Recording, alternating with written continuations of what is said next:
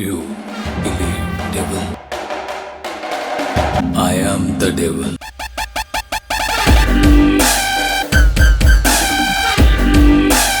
Hello guys, எல்லாரும் எப்படி இருக்கீங்க? நல்லா இருப்பீங்கன்ட்டு நம்புறேன். இன்னைக்கான வீடியோவில் reborn as the heavenly demon மன்னோட நெக்ஸ்ட் எபிசோட தான் வந்து பார்க்க போகிறோம். இதுக்கு முன்னாடி போட்ட எபிசோடெல்லாம் நீங்கள் பார்க்கல அப்படின்ற பட்சத்துக்கு ஒன்றுமே பிரச்சனை இல்லை. சேனலோட பிளேலிஸ்ட்ல வந்து இருக்கு, நீங்கள் போய் பார்க்கணும் அப்படின்னா பார்த்துட்டு வந்துருங்க. அப்படின்னா மட்டும்தான் இந்த ஸ்டோரி லைன் வந்து புரியும். எனக்குமே வீடியோ போடுறதுக்கு ஒரு மோட்டிவேஷன் வந்து வரும். அப்புறம் நேற்று போட்ட வீடியோவுக்கு நிறைய பேர் வந்து கமெண்ட் பண்ணியிருந்தீங்க. அதில் சில பேர் வந்து ஒரு சாப்டரை வந்து போடு ப்ரோ, டீட்டெயிலாக வந்து எக்ஸ்பிளைன் பண்ணுன்ற மாதிரியும் சொல்லியிருந்தீங்க. சில பேர் வந்து சாப்டர் அதிகமாக கவர் பண்ணு ப்ரோ, டீட்டெயில் எனக்கு அந்த அளவுக்கு முக்கியம் இல்லை அப்படின்ற மாதிரியும் வந்து சொல்லியிருந்தீங்க. அதில் சில பேர் டீட்டெயிலாகவும் எக்ஸ்பிளைன் பண்ணு, அதே சமயம் சாப்டரும் கொஞ்சம் அதிகமாக கவர் பண்ணுங்க அப்படின்ற மாதிரியும் வந்து சொல்லியிருந்தீங்க. சரி, ஓகே, அதெல்லாம் நம்ம அடுத்தடுத்த எபிசோட்ல வந்து பார்க்கலாம். இப்போ ரொம்ப பேசாம வாங்க எபிசோடுக்குள்ள வந்து போகலாம். எபிசோடோட ஸ்டார்டிங்லேயே முரிமலைன்ஸ் ஆஃபீஸை தான் வந்து கட்டுறானுங்க. அதுக்குள்ள எவனோ ஒருத்த வந்து நின்று இருக்க, அவனும் மனசுக்குள்ளவே முரிமலைன்ஸ் லீடர் வந்து இறப்பாரு அப்படின்ட்டு யாருமே நினைச்சு கூட வந்து பார்க்கல அப்படின்ற மாதிரி எல்லாம் வந்து சொல்லிட்டு வந்து இருக்கான். அவனுக்கு பக்கத்துல இருந்து ஒரு வாய்ஸ் ஒன்று வருது. அந்த வாய்ஸும் நம்ம கூடிய சீக்கிரத்துல ஒரு முரிமலைன்ஸ் லீடரை வந்து ரெடி பண்ணணும், இல்லை அப்படின்னா அது நம்மளுக்கு தான் பஞ்சாயத்து அப்படின்ற மாதிரி எல்லாம் வந்து சொல்லுது. அதுக்கு அந்த கூட இருந்தவனும் மனசுக்குள்ளவே மாஸ்டருக்காக அவனோட லாயல்ட்டியை ப்ரூவ் பண்ணணுன்றதுக்காகவே அவனோட உயிரவே பணம் வச்சான். ஆனா இப்ப பாத்தியா ஊருக்கு முன்னாடி வந்து நிக்கிறான் அப்படின்ற மாதிரி எல்லாம் வந்து சொல்லிட்டு வந்து இருக்கான். அந்த வாய்ஸோட ஓனர் இவன் தான். இவனோட ஐடென்டிஃபை என்ன அப்படின்னா பிரைட் மூன் செக்டோட லீடரா இவன், அப்படிதான் வந்து சொல்றானுங்க. அதுக்கு அந்த கூட இருந்தவனும் அவனை பார்த்துக்கிட்டே இந்த பரங்கி கமாண்டேன் எல்லாத்துக்குமே தயாரா வந்து வந்திருக்கான், எல்லாருக்கிட்டையும் பர்மிஷன் அப்படின்றத வாங்கிட்டு வந்திருக்கான், அந்த கிரேட் 10 செக்டர் சேர்ந்தவங்கிட்டையும் கூட அப்படின்ற மாதிரி எல்லாம் சொல்லிட்டு அவனுங்களோட போட்டோ வந்து காட்டுறானுங்க. அதுலயும் அந்த பரங்கிகா மண்டையனோட போட்டோவை ஹைலைட் பண்ணி கலர்ல வந்து காட்டுறானுங்க. மத்தவங்க எல்லாத்தையும் பிளாக் அண்ட் ஒயிட் தான். பக்கத்துல இருக்கிறவன் எதை நினைச்சு கடுப்பானான்னு தெரியல. அவனை பார்த்து முறைச்சிக்கிட்டே வந்து இருக்க, தம்பி நீ என்ன பண்ணாலும் சரி இது நமக்காக இல்ல இந்த ஜாங்குக்காக அப்படின்ற மாதிரி எல்லாம் வந்து சொல்ல, டேய் போதும்டா சாவடிக்காதரா அப்படின்ற மாதிரி எல்லாம் வந்து சொல்றான். அவனும் முறைச்சு பார்த்துக்கிட்டே அவன் குடிச்சிட்டு இருந்த டீ கப்பை கீழே வச்சுக்கிட்டு டாப் 3 சேர்ந்த 2 செட்டை சேர்ந்தவனுக்கு பர்மிஷன் வந்து கொடுத்துருக்கானுங்க, இதுக்கு மேல என்னால ஒண்ணுமே பண்ண முடியாது அப்படின்ற மாதிரி எல்லாம் வந்து சொல்ல, சரி ஓகே ட்ரை பண்றேன் அப்படின்ற மாதிரி எல்லாம் வந்து இவன் சொல்றான். எதை ட்ரை பண்றான்னு வந்து தெரியல. அவன் போனதுக்கு அப்புறமா சாவுகிராக்கி போய் தொலைஞ்சாண்டா அப்படின்ற மாதிரி எல்லாம் சொல்லிட்டு மனசுக்குள்ளவே நீங்க இப்படி இறந்திருக்க கூடாது எல்டர் அப்படின்ற மாதிரி எல்லாம் வந்து சொல்றான். அதாவது ஹீரோவா தான். இப்ப அந்த இடத்துல சீனை கட் பண்ணி ஹீரோ இருக்கிற அந்த ஒரு ஏரியாவை வந்து காட்டினா, அந்த இடத்துல டீ கப்ல டீயை ஊத்திக்கிட்டு ஜாலியா ஹீரோ வந்து குடிச்சிட்டு வந்து இருக்கான். இது எதுவுமே வந்து தெரியாம பக்கத்துல இருந்து சில பேரு சில பொருளிகளெல்லாம் வந்து பேசிட்டு வந்து இருக்க, நீங்க ரூமர் அப்படியும் இல்லாட்டி வதந்தின்ட்டு ஏதோ ஒன்று வந்து வச்சுக்கோங்க, நான் இந்த மாதிரி வந்து சொல்லிட்டேன். அதுலயும் ஹைலைட்டே அந்த கிழவன் தான் இருக்கிற எல்லாத்தையும் வளைச்சு பிடிச்சி உருட்டிட்டு வந்து இருக்கான். இவன் உருட்டுறது எல்லாத்தையுமே ஹீரோ வந்து பார்த்துட்டு வந்து இருக்க. அதுல சில பேரு அப்படின்னா உங்களுக்கு எல்லாமே தெரியுமான்ற மாதிரி எல்லாம் சொல்ல, டேய் நான் அதுக்கு பக்கத்துல நான் இருந்தேன்டா, உயிரோட இருந்தேன்டா அப்படின்ற மாதிரி எல்லாம் வந்து சொல்றான். தோடா இந்த கிழவன் திரும்ப உருட்டா ஸ்டார்ட் பண்ணிட்டான். அந்த சம்பவத்தை அன்னைக்கு என்ன தவிர வேற யாருமே அந்த இடத்துல இருந்து உயிரோட வந்து போகல, அதுலயும் ஃபைட்டிங் டீமனை சேர்ந்தவன் அப்படின்ற மாதிரி எல்லாம் வந்து சொல்லிட்டு வந்து இருக்கான். திரும்பவும் அந்த கிழவன் அப்படின்றவன் உருட்டிட்டே வந்து இருக்கான். அதுலயும் ஹைலைட்டான விஷயம் என்ன அப்படின்னா அவன் 2.7 மீட்டர் ஹைட்ல வந்து இருப்பான். எல்லாத்துக்கும் மேல அவனோட தலை அப்படின்றது இந்த ஊர் சைஸ்ல வந்து இருக்கும் அப்படின்ற மாதிரி எல்லாம் வந்து உருட்டிட்டு வந்து இருக்க, ஹீரோ அப்புறம் அந்த கிழவனுக்கு பக்கத்துல இருந்த எல்லாருமே அதை வந்து கேட்டுட்டு வந்து இருக்காங்க. இப்ப ஹீரோ வந்து சொல்ல வந்து ஸ்டார்ட் பண்றான். உண்மையை சொல்ல போனோம்னா அந்த ஃபைட்டிங் டிமன் அப்படின்றவன் 1.5 மீட்டர் ஹைட்டு தான் வந்து இருப்பான். பார்க்கவே சின்ன குழந்தை மாதிரி இருக்கிறவன் சண்டை போட ஏத்தவனா வந்து இல்ல.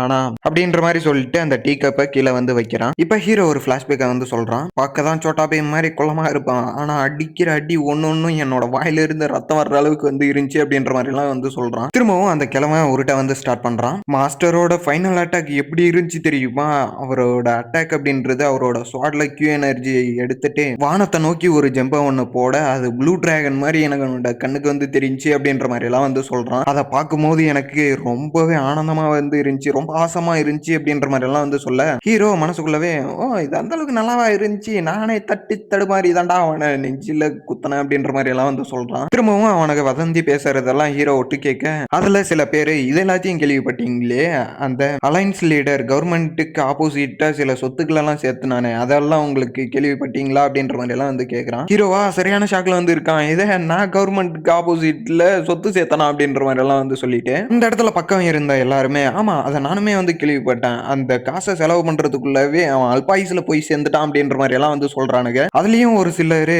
அவன் 10,000 டைல்ஸை வந்து வச்சிருப்பான், வச்சிருப்பான், 1,00,000 டைல்ஸை வந்து வச்சிருப்பான் அப்படின்ற மாதிரி எல்லாம் வந்து சொல்றானுங்க. அதுலயும் இன்னொருத்தன் அதுக்கு ஒரு படி மேல போயிட்டு கணக்கே இல்லாத அளவுக்கு டைல்ஸை வந்து சேர்த்து வச்சிருந்தான் அப்படின்ற மாதிரி எல்லாம் வந்து சொல்றான். இது எல்லாத்தையும் கேட்ட ஹீரோ, டேய் நீங்க உருட்டுறீங்களே ஒரு பெரிய உருட்டு, அந்த உருட்டை கேட்டு என்னோட காதை புளிச்சு போச்சுடா அப்படின்ற மாதிரி எல்லாம் வந்து சொல்றான். சரி ஓகே, இதுக்கு மேல இந்த இடத்துல இருந்தா ஒன்னும் என்னென்ன பேசுவானுங்கன்னு தெரியாது, வா நம்ம கிளம்பலாம் அப்படின்ற மாதிரி சொல்லிட்டு அவனே வந்து கிளம்பிடுறான். போகும்போது மனசுக்குள்ளவே இந்த ஜாங்குல இருக்கக்கூடிய மக்கள் அப்படின்றவங்க என்ன புரிஞ்சுப்பாங்க அப்படின்ட்டு நான் துளியளவு கூட யோசிக்கல அப்படின்ற மாதிரி எல்லாம் வந்து சொல்றான். அதாவது ஹீரோவை பத்தி எதுவுமே தெரியாம வந்து பேசிட்டு வந்திருக்கானுங்களா, அதை தான் அந்த மாதிரி வந்து மீன் பண்றான். இப்ப அந்த இடத்துல சீனை கட் பண்ணி ஹீரோவோட ஃபேமிலியை வந்து காட்டினா, அந்த இடத்துல பச்சை சொக்கா சரியான மாசா சண்டை போட்டுட்டு வந்து இருக்கான், அதாவது ட்ரெயின் பண்ணிட்டு வந்து இருக்கான். இப்ப ஹீரோவோட வாய்ஸ், இந்த பையனுக்கு தெரியுமா நான் யாரு அப்படின்றது தெரிஞ்சா அவனோட ரியாக்ஷன் எந்த அளவுக்கு வந்து இருக்கும், அது மட்டும் இல்லாம இவனுக்கு நான் சொல்லி தர்றதுனாலயே அந்த சே 7 மூமெண்ட்ஸ் வந்து ரொம்ப ஈஸியாவே வந்து கத்துக்கிறான் அப்படின்ற மாதிரி எல்லாம் ஹீரோ சொல்றான். அப்புறம் டே பச்சை சொக்கா நீ நல்லாவே ட்ரெயின் பண்றடா அப்படின்ற மாதிரி எல்லாம் வந்து சொல்ல,